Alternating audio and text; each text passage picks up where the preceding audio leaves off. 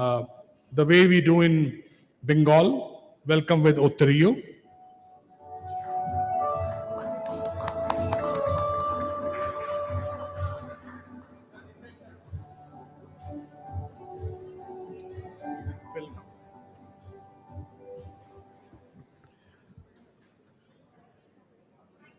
We will start with a short film. Can we have the film? And if the lights can be dimmed.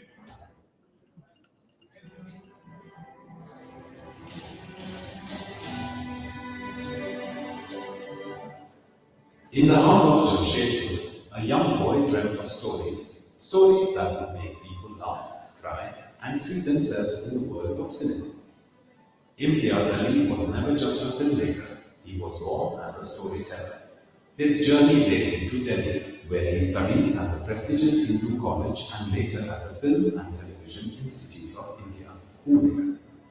The city became his playground, a backdrop for the emotions he would later bring to life on screen. Like any artist, his struggle shaped his vision. Writing for television made him understand characters, their conflicts, and their longing for change. And then he took the leap. In 2005, his debut film, Socha Na Tha, introduced audiences to a fresh perspective on love. But it was Jab We Met, 2007, that made Imtiaz a household name, a journey of love, laughter, and self-discovery that resonated with millions. Imtiaz Ali's films are more than just movies. They are poetry in motion, each narrating a story of self-exploration. Rockstar touched the soul, Highway broke boundaries, Tamasha redefined identities, and Love Aajkal made time irrelevant in love. His journey is far from over. With each film, he crafts emotions we can feel, characters we become, and stories we hold close. Imtiaz Ali, more than a filmmaker, a storyteller who makes us live his dreams.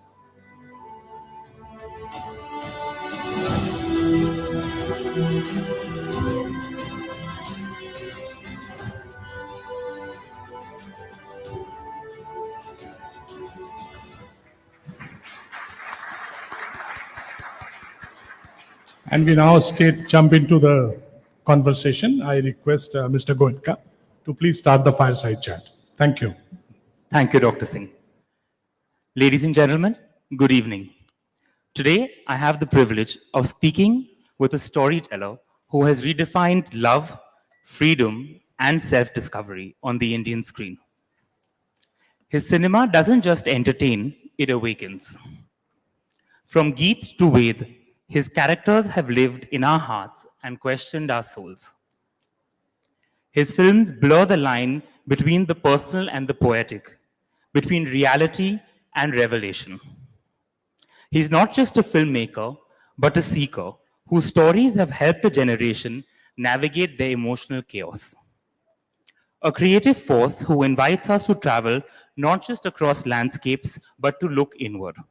Ladies and gentlemen, please join your hands for the visionary director, writer, and entertainer, Imtiaz Ali. A very warm welcome, and thank you so much for being here with us today. So Imtiaz, your storytelling style is one that's deeply personal, yet very relatable to a large audience. So what's inspired your cinematic voice, and how has it evolved over time? I would like to start with congratulating ICC for this huge achievement of 100 years.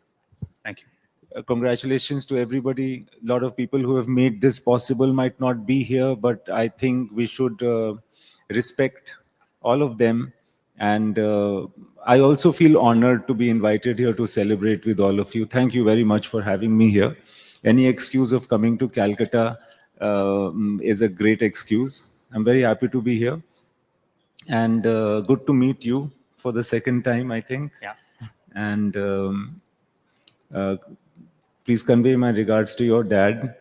And I'm also very happy to meet Mr. Pawan Chaudhary, who's my Jijaji, and Mr. Shrikant Goenka. These are very personal and very important relationships for me.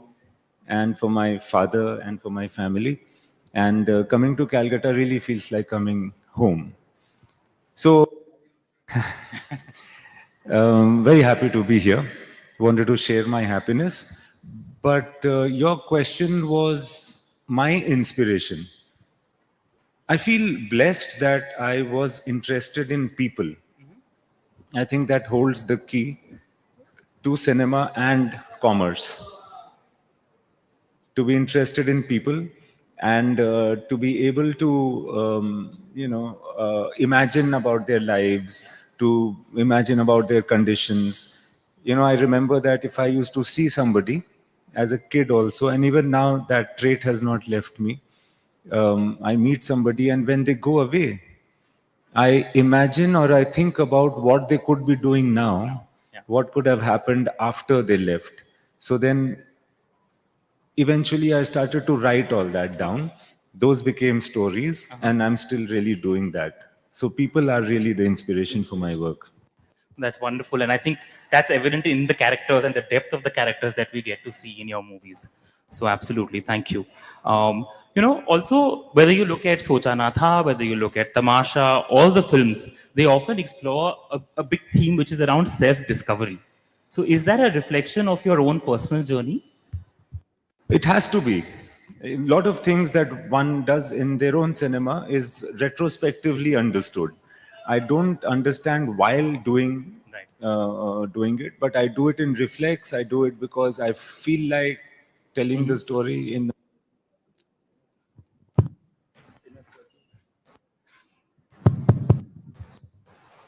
Hello, hello, hello, hello. Hello. Yeah. Kuch. There are some challenges happening on this one. And yeah, so I do it. I take the steps as they come to me. I go forward. And eventually, later on, I think, why have I done this? Is there a pattern? A lot of people tell me that in all your films, there is some girl standing on the balcony and some guy is standing on the road looking at her. Why is that the case? A lot of people tell me that there are a lot of journeys.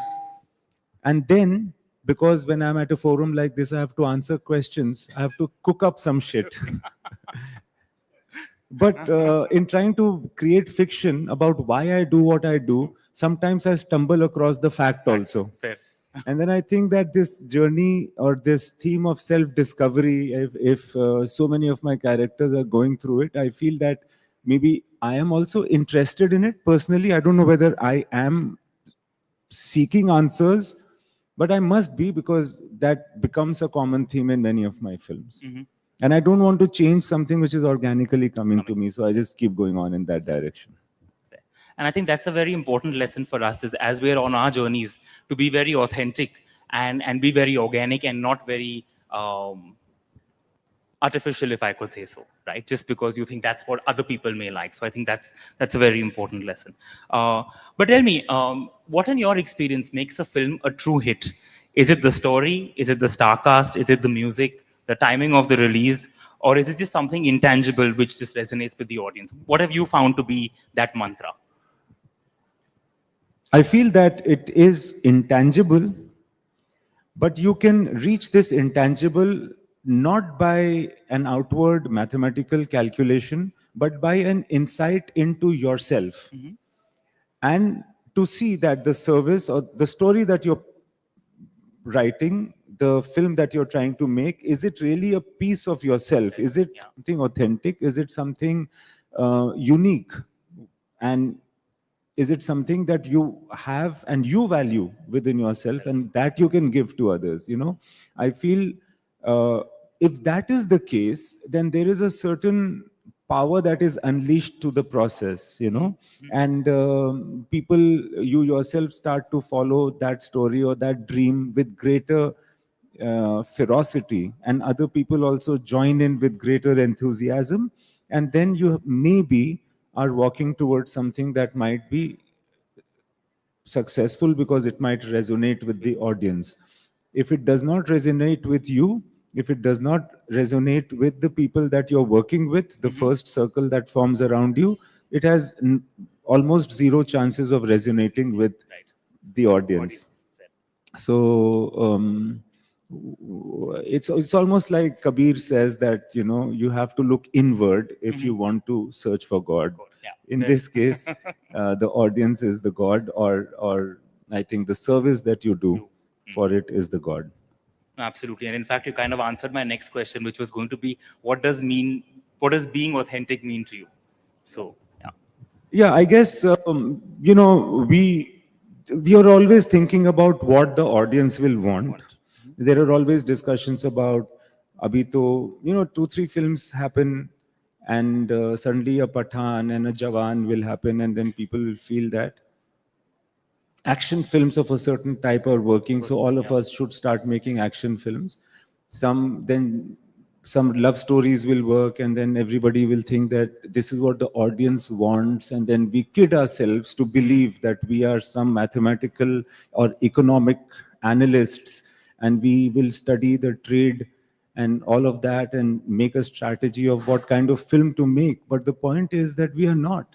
We are just drifters and dreamers, and we are getting our daily bread because we tell stories. So we must find out what is the real authentic story that I can tell, which other people can't.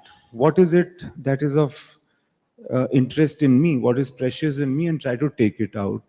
And then it can only be understood. What is precious in oneself, I think, can only be understood by what your interest is.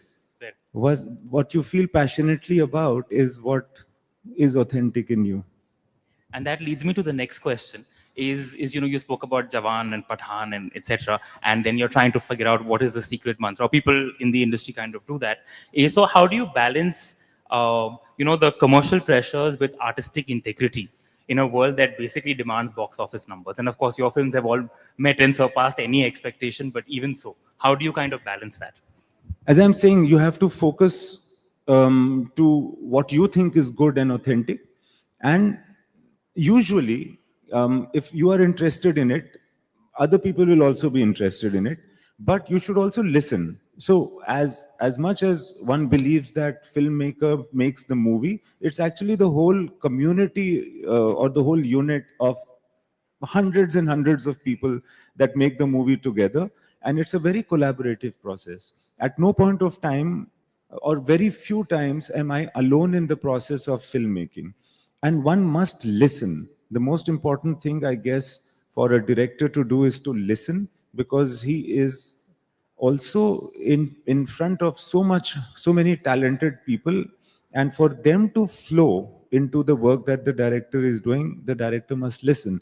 and um, and so there'd be people that are producers and distributors, and they will be talking about the financial rewards of the film, etc. And the director or the storyteller can see how to help them achieve their ends, because that will also help the filmmaker, because every filmmaker wants their films to be popular. Ultimately, financial reward will be more if the film is more popular. And you've worked extensively with music in all your films, and they have a very important element to play in all your films. So, how integral is it to your narrative, and how do you think it enhances the characters in your journey of storytelling? Well, I feel that music is the third dimension. Through music, you can also express poetry. A lot of times in life, what happens is that you can speak the superficial language, you can talk about here and now, but maybe something is happening in your heart, in your mind, which you cannot express, but which is more important than what conversation is happening. And that is what becomes music. The third element, what's happening in your heart, what is happening in the atmosphere, what is the real truth, that kind of thing. And music is a very important thing for Indian cinema, because I feel that Indian people are very philosophical, and they will never be satisfied if the film is philosophically lacking. Unlike any other country, I feel, even if the film is just a comedy or just an action thriller, one will find that as compared to other cinema in the world, every Indian film will have an ounce of philosophy, which is very authentic. We don't feel satisfied without it. So, in order to bring a certain philosophical status to the film, songs play a big part. You will see that very popular songs from Indian films, firstly, they outlast the film itself. Songs live longer than films. Secondly, they talk about very philosophical things. The very, very popular romantic films or action films also will have songs that are so philosophical. I feel that the unique selling point of India, apart from variety, is philosophy, and songs help that there. And even while working and making the songs, is very, very thrilling. I feel that as a film director, the work that I enjoy the most is the making of and then the shooting of music. And taking off that, so whether it's actually creating the songs or directing a film or writing a script or producing, what's the role that you identify with the most? I look at myself as a director, basically, which means that I'm that kid in class that used to call my friends and say that ek natak karna hai Teachers Day ke liye, and tu chemistry teacher ban ja, tu maths teacher ban ja. This is, you can say this, then you can say this, and then get them together and have the play for the class. So I was the kid that did that. And I'm still the kid that is doing that. So I identify most as a director. Okay, super. And today we're here celebrating the centenary celebrations for the ICC, and India is gearing up for India at 2047. So how do you see cinema contributing to shaping India's cultural and emotional identity, especially for the Gen Zs, and as we get to 2047, the Gen Alphas who will then be becoming much older? There are a few things that hold the whole country together. I feel that cinema has the potential to be one of them. It is something which is entertaining. It is something that nobody resents. It is not, hopefully, it is not boring. And if it does better and better, I think it can become one of the unifying fabrics of the Indian community or the Indian society. And that will be very important for India at 2047. So for that. Secondly, a sense of uniformity can be brought by popular cinema, I feel. Thirdly, I feel that as we will make better products and better services, better deals, and we are already shining globally, the soft power, the things that the whole world can imbibe and aspire towards, that can be provided by cinema. And I'll take a moment over here to talk, let's say, about American cinema. And while America was progressing in the world between the world wars, and to an extent, then many decades later, it established itself as the world leader. Could it have happened without American cinema?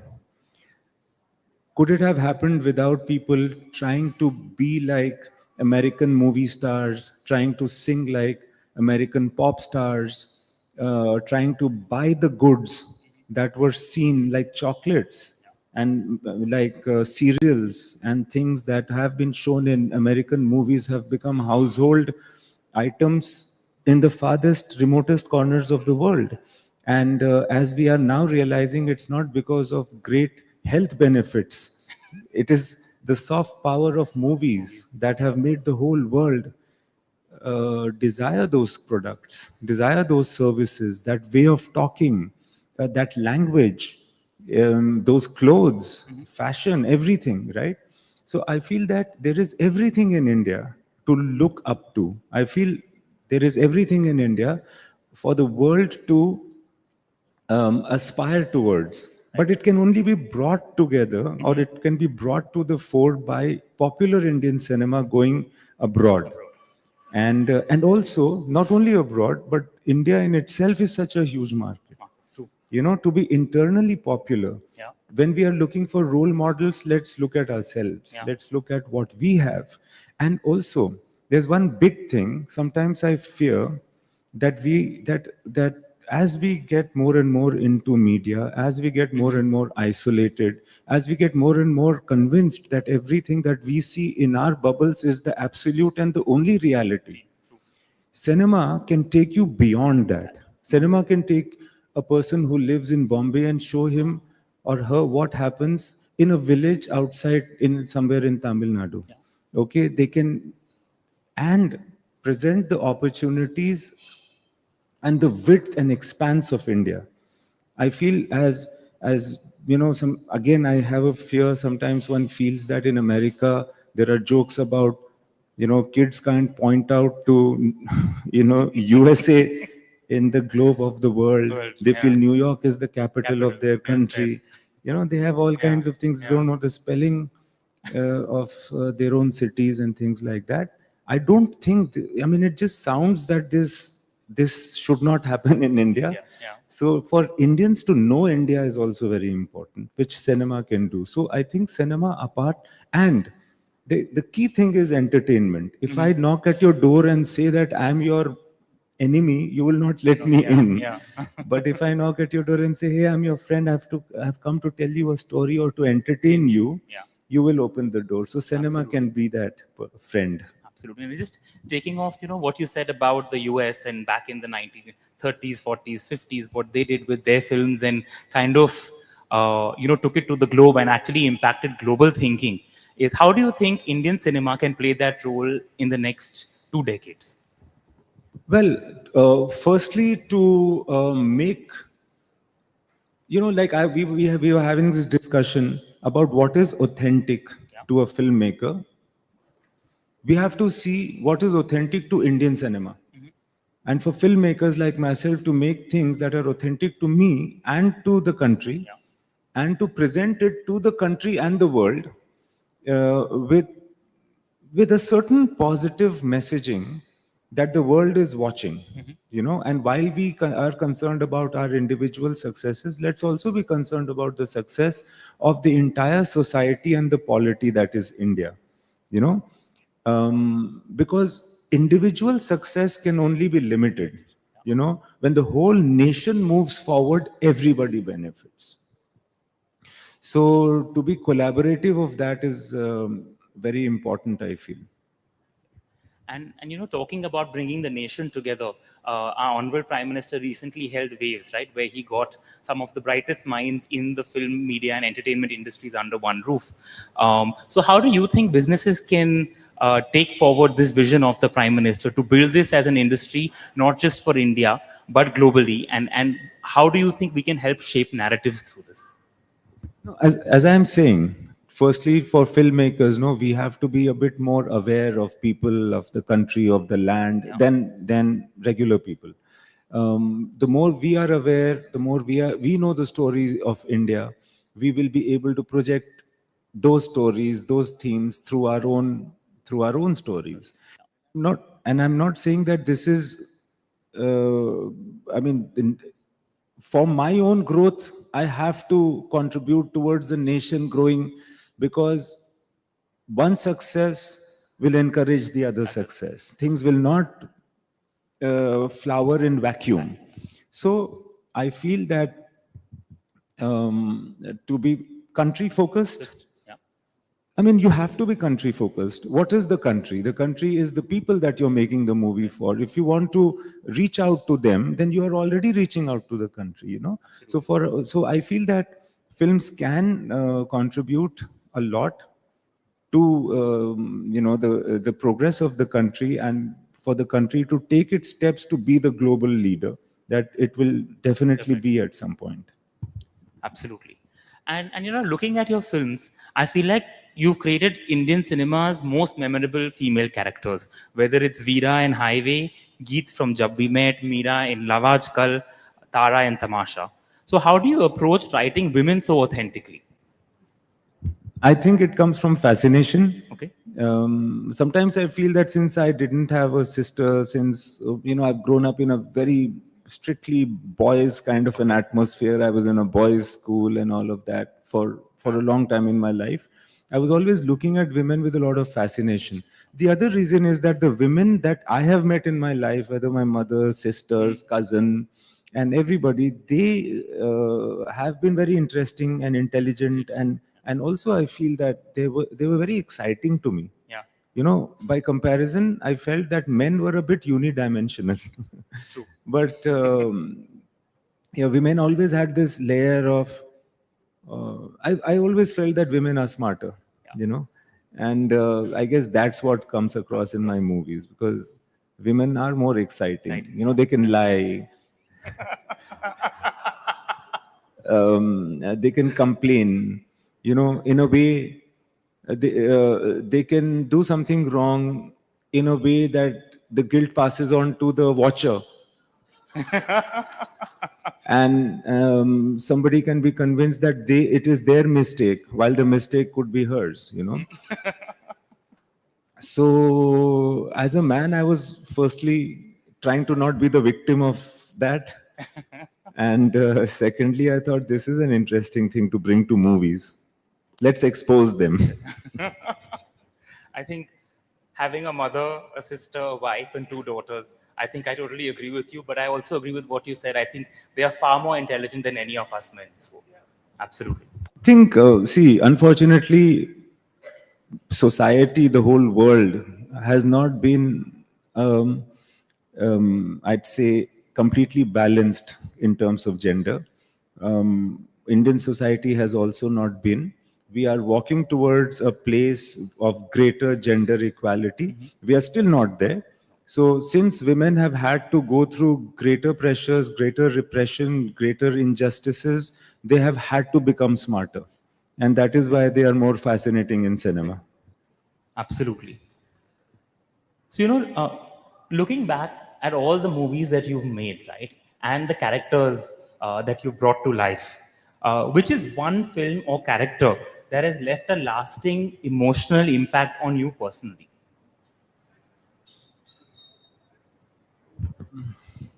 This is the kind of question of which the answer changes each time it is asked.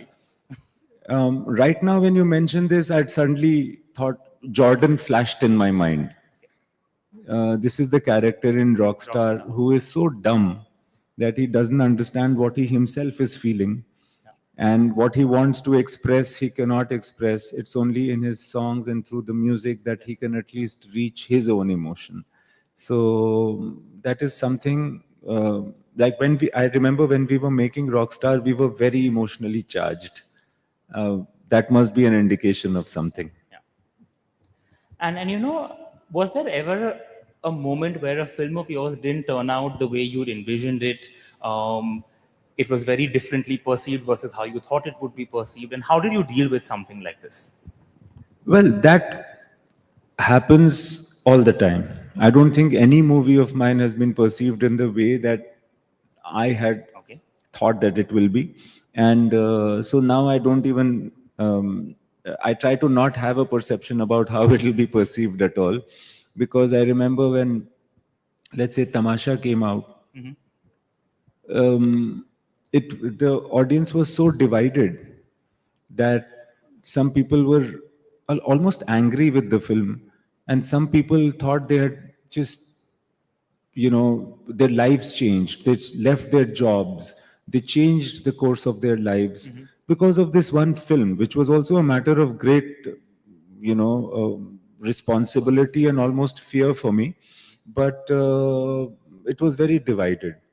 And but this division, this two-part audience thing started happening from Rockstar. Again, some people were so passionately, I don't think the Rockstar fan is by far the most passionate fan, But at the same time, there are also a lot of people who didn't like Rockstar when it was released. Similarly, I feel, let's say, Chamkila. I feel that most people, like everybody that I met, or the whole vibe that came about Chamkila was extremely positive. And at that point of time, I thought that maybe this is about a controversial character, somebody who double meaning songs and all of that. So some people might have an objection to it, but people didn't seem to have an objection to Chamkila, especially women liked it even more than men, I think. So that was unexpected. Then there were some movies that didn't turn out to be as big at the box office, like Harry Met Sejal, as we had expected. So things like that happen. Like, but now what is happening is that I meet a lot of people. Like, I met a gentleman right now. He said that I really like your movies, and he said he took the names of Rockstar and Jab Harry Met Sejal. So sometimes that also happens. So it's a fascinating journey to be a filmmaker, is all I can say. Absolutely, and a challenging one too. So, Yeah, more than, see, when the challenge takes you to something which is of your interest, then it's a great, you're very lucky. yeah. You know, something interesting that I've also noticed in your movies is that your characters transform not through love, but through heartbreak. So, I'm trying to understand is what do you think heartbreak can teach you that happiness cannot teach you? Because it's Yeah. contrary to a lot of the other films we see in India where everything is happy and it's about finding true love versus your movies which are deeper and more about learning from that heartbreak. I'm myself very fascinated with this thought, Shashwat, and I feel that, why did Ram had to go to Banvas? You know, what is it that the forest had to teach him that he already didn't know in order to become God? Why did Krishna have to go through heartbreak in order to become who he had to become? Without heartbreak, very little has been achieved, at least in mythology. And then you have writers like Kabir हुसे भला हुआ मोरी मटकी फूटी मैं पनिया भरन से छूटी. And everybody is talking about some sort of unexpectedness, some sort of and even in drama, the rule of drama is that there has to be conflict. Without it, there can be no achievement. So I don't know, when I get to write, I always have something like a heartbreak coming around the corner, or some sort of uh, mountain to be climbed before you step into the valley of roses. That's very, very interesting. And building on this thought, right? When you sit down to write a script, right? How do you kind of go about that process? Where do you start? Is there normally an idea that's already forming in your mind, or is it when you put pen to paper, hand to computer? When does that idea really start? Does it start with a character? Does it start with a scene? Does it start with an overarching story? Yeah, it works in the mind for a long time before I put pen to paper. Like an illness, the infection is not noticed for some time. You don't realize that you are already thinking about a certain scene or a certain character, and that illness or infection is growing in your body. And at some point of time, you realize, you start seeing the symptoms. The symptoms are when you, for any reason, start telling the story to anybody who you meet. Then you realize that, oh, it's really coming out now. This desire to make this film is really bothering people. You have started to travel in auto rickshaws so that you can tell the story to auto rickshaw walas because your driver and your people and your family has already heard it. Then you realize you have to write. Then you put pen to paper, and then all of the things that you have imagined also start to change a little bit. You start to form in a more productive manner those visions on paper. Where it all starts could be just seeing somebody and imagining what they would be doing now, what would have happened, would she have caught the train, would he have said yes to the marriage, so on and so forth. And it's a scene basically, but that scene is also built on the character of the person, and that's how it goes on and on. And today I think the role of technology in films also is evolving, and the use of technology is increasing by increasing day by day, right? So, what do you see as the role of AI in filmmaking, and how are you already using it or thinking of using it? As someone very famously said, I want AI to wash my dishes and my clothes so that I can do my writing work, and not do my writing work so that I can just have to wash dishes and clothes. So, AI is, I feel, not an enemy. AI is also not going to stand like a watchman on the door that will not let people enter. That, oh, you do you know AI? Only then can you enter this business or this house. वैसा भी नहीं होगा. I feel that AI is can be a friend, and it's just a it's a next level technology. Whether it will make some human work redundant, we don't know. Maybe it will, and in time we will know. But the human race is far too resilient, I think. I feel that this whole fear of AI should be understood individually by people, and you should see how you can use it in your own work. As far as in films is concerned, as far as films are concerned, AI can be used not as a writer, not as a conceptualizer, because it's. I mean, of course, AI can only do something which has already been done. You know, it's a repeat-oriented. Intelligence. So creativity is not something that we should try to borrow from AI, but what we can do with AI is other things like replicating video effects and making them cheaper.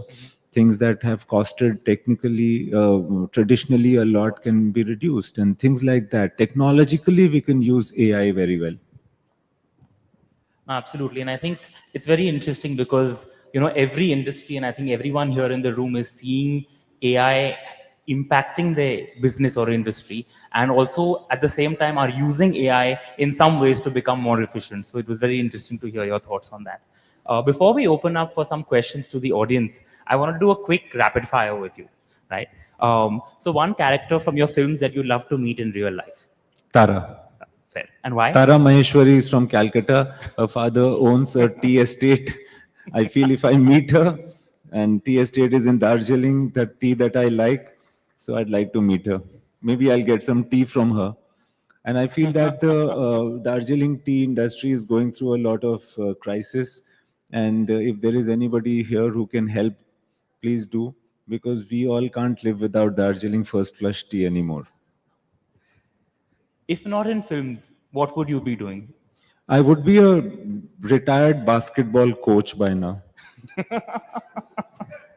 Because I used to love basketball immensely, much more than theater for in my school.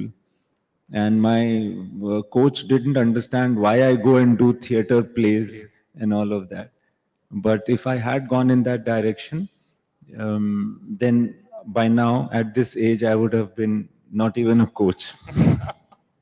And what's one of the craziest fan experiences you've had? I met a girl after Rockstar. She was crying, and I was in a lift with her. And she had just fought with somebody who had said to her that Rockstar is not a good film. And she was coming down a lift. I was coming in. She was stepping out. She came back into the lift and crying. She was telling me that never believe that Rockstar is not a good film. It's a great film. And then she used some abusive words, which I can't repeat at this dignified forum. But that was to express her anger and disgust over those people that don't get Rockstar. So, one film that you wish you had directed. Munna Bhai, part 2. And after long days at shoot, what's your go to comfort food? Since you spoke about food and Calcutta right in the beginning. Well, my comfort food is I'm a very non-vegetarian person, unfortunately, and So I like mutton and rice. An actor you would love to cast but haven't yet. Dilip Kumar. Alia, Kareena, Deepika, Anushka, your favorite lead female actor. Oh, this is not something I'm going to reply to. Every time I have replied to this, it's been not so good for me. All of them are great. I'll give a very political answer. We'll cut this out. Nobody will know beyond the four walls of this auditorium. No, they're all actually. I will cast according to what the requirement of the script is. Like for instance, imagine if I had cast, let's say, Kareena in Highway, or Deepika in Jab We Met. It wouldn't work. Yeah. Finish the sentence. Imtiaz Ali is the happiest when On set. on set. And we've discussed this earlier as well, is many of your protagonists are searching for something, whether it's an identity, whether it's a connection, whether it's meaning. So what is Imtiaz Ali searching for? I guess the same thing that the character is searching for. As a filmmaker, you can live vicariously through your characters. Things that you don't dare do in your life, you can make your characters do and find the answers. Thank you so much for the absolutely authentic answers to the rapid fire. I'd now like to open it up to the audience. Can we get one question from there?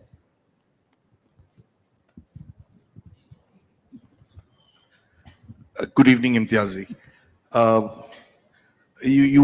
Two quick comment. You said Harry Met Sejal didn't run that well, but we got Hawaii. I mean, that's a cult song. And perhaps you have given the brand, the birth of the brand called Social. Social is so popular today as a lounge. So my question to you, with regard to the movie Tamasha. Tamasha may not be one of the best selling movie of yours, but I think creatively it was a brilliant movie. Do you think you were little advanced for our viewers, the kind of narrative, the operatic style, that Bhangra song background, the story goes on, all that, where do you think was little too advanced for Indian audience? No, I don't think so. I feel that the Indian audience is very advanced and more advanced than all Indian filmmakers. What I should have had is the capacity to say all those things, do all those things, but maybe a bit more simply. To make it simple is very difficult, and I think that if I had it in me to make it more simple, it would have been better. But there's always a next time. Hello, Imtiaz. We have not spoken about the film festivals today, and as you must be probably knowing, there's one film, Indian film, which has done very well in the feature section. Apparently, it's got a 9-minute standing ovation. So I want to know from you as director, do you make separate films for which, should be accepted at film festivals? And why is Cannes considered the Mecca of all film festivals? I actually don't know too much about film festivals, honestly. I just make films for people to watch in theaters mostly. And some of my movies get invited to film festivals. I don't make movies specifically or around film festivals. So I'm wrong person to ask. Cannes is a very interesting place. It's supposed to be the Mecca. I have never been there, and I'm also trying to go there at some point because it's such a beautiful country, that south of France and all of that. I'd also like to go and be a filmmaker in Cannes. It is so stylish, but abhi tak hua nahi. First here and then here. Yeah. Good evening, Imtiaz. Welcome back to Calcutta. Thank you, sir. This is regarding a film which I think everybody in the room is fond of, Love Aajkal, because of Calcutta. And it is a film that, like you said, you have spent a lot of time in your childhood, Calcutta as a second home. So was the romance, the silent romance between Veer and Harleen, somewhere part of your youth you displayed on screen? I'm sure. I'm sure it must be. And Calcutta, again, as I said, that why is it that somebody is standing on the road and some girl is standing on the balcony? And these are mysteries about oneself that one unlocks, thinks about. Calcutta is a very romantic city, I feel. Calcutta is also a city of, it was the first metropolitan city of my life, you know. Coming from Jamshedpur, Calcutta was big, the buildings were big, and people were distant, and yet you could see them. I remember in Elliott Road, in this flat that I used to spend the hot afternoons in, I used to look across the street and the tram used to pass, and there was a window and there were people living in that house across the street. From that distance, I could kind of figure out the lives of people. I feel the fascination of this cityness. That is what led to what you are talking about. The other thing is that the community of Sikhs in Calcutta, that history of how they came, how they were respected, and they came due to unfortunate incidents in the Punjab. That in itself is a very fascinating aspect of Calcutta, And I'm not only saying it because you are asking the questions, but if you notice, the characters are, from Punjab in Love Aajkal. So that is also a very important presence, I feel, in Calcutta. And yeah, there is so much art, there is so much culture, and I could only show, because there was only very little Calcutta and Love Aajkal, but I could only showcase a little bit. Well, like you mentioned about the Sikhs of Calcutta, if I'm not mistaken, Love Aajkal was under the banner of Illuminati Films with Saif over there. And just a piece of memory where Saif was leaving a government office, the permissions or whatever, and I just crossed his path, and he noticed my turban. He said, I like the way you tie your turban. How many pleats do you have? Noticed that it's similar on screen also what he was wearing. That's wonderful. Can we reduce the light over here a little bit so I can see the audience? These two lights. Good evening, Imtiaz. थोड़ा कम कर दो. That's me up there. थोड़ा. बस. Thank you. Sorry, this is occupational hazard. Yeah. Hi, Imtiaz. Great to have you in Calcutta. That's me. Yeah. For all the films, we've really enjoyed them, and most of us have watched most of your films over and over again. So thank you for that. One aspect of your films that has fascinated me is the lack of villains. For example, if you look at Tamasha, or if you look at Jab We Met, or even Rockstar, there isn't a Gabbar or a Shakal or an external guy who's the bad guy. They are trying to fight their own demons. Their struggles are very much their own. I'll cut a bit.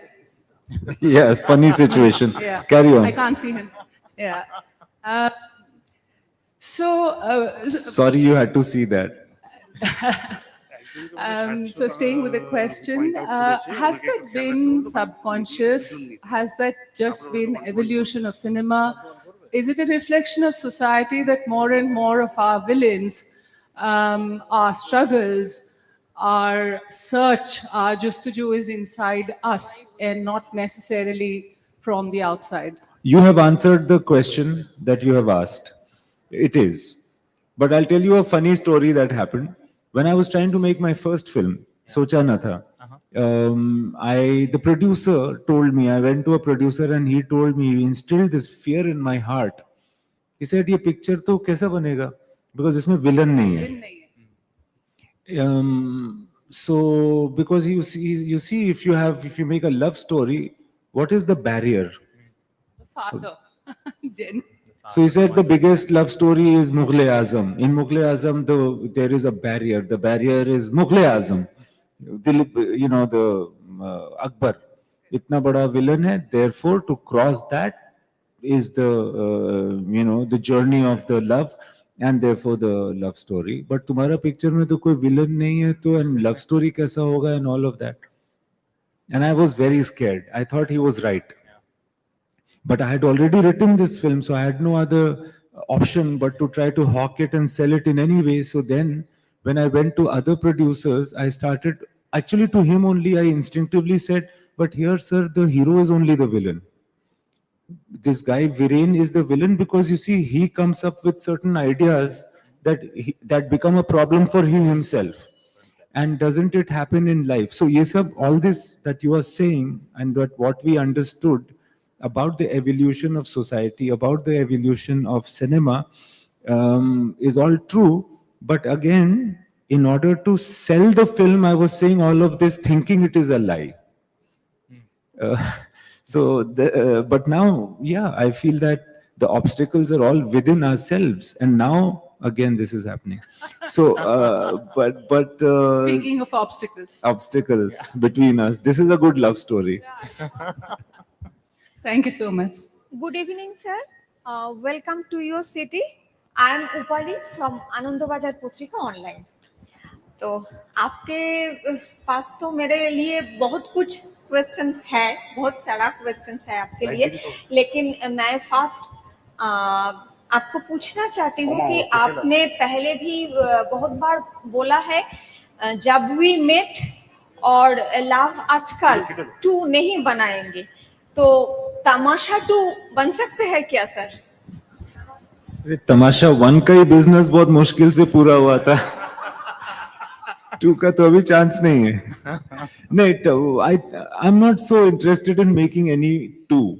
I know that अभी क्या है ना कि people think that when you make a part 2 of something, there will already be a certain audience for it, and that will come. But I feel that making a part 2 is not very exciting unless there is a very genuine story, which in itself is a good story.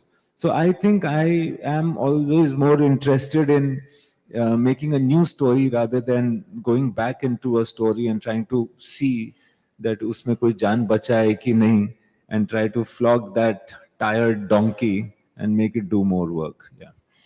I think we'll take one more question only. Okay, sir. Okay. One more. One more from you and then we'll start. Yeah. Sir आपने बोला था कि आपका जो लैला मजनू जो movie re release होगा वो कश्मीर में होगा आफ्टर ऑपरेशन सिंदूर, ये आप वहां पर ही री रिलीज करेंगे?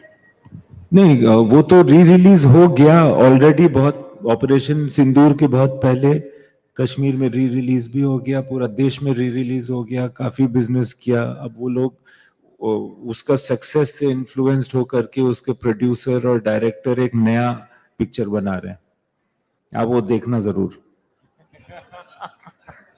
So I think with that we come to the close of a session which has been unfiltered, honest, genuine and authentic.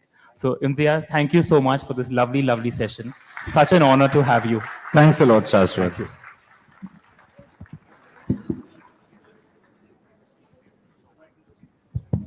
So I think we will just close now with a small gift.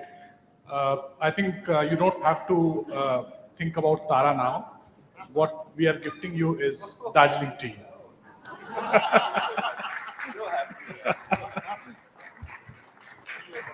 So I think this session has to end with a huge, huge round of applause for a wonderful session. Great evening. It's an honor to have you with us. Thank you so much. Thank you.